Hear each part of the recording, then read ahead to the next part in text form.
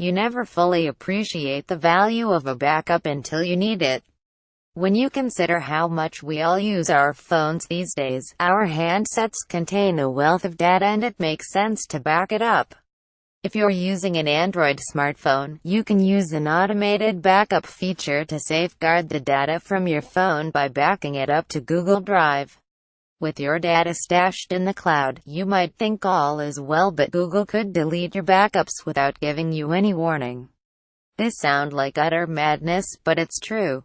If Google thinks you're not using your device, it seems to think that you no longer need the data you have backed up, and will delete it. You won't receive a text, a notification or an email. Your data could just be nuked.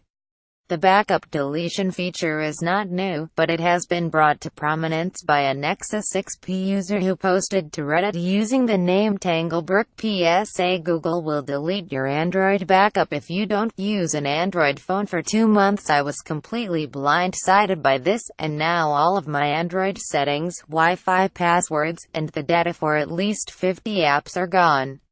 I needed to refund my 6P a couple months ago, and have been using an old iPhone until I find a good Android replacement. Last week I randomly glanced at my Google Drive backup folder, and the Android backup for my 6P was missing. After freaking out a little, I found this. Contacting Drive support confirms that there's no recovery. There was no warning from Google.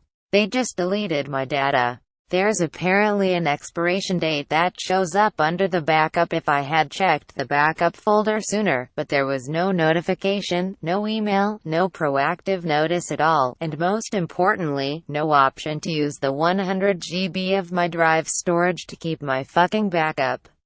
So how come Google isn't warning people about this? Well, technically it is.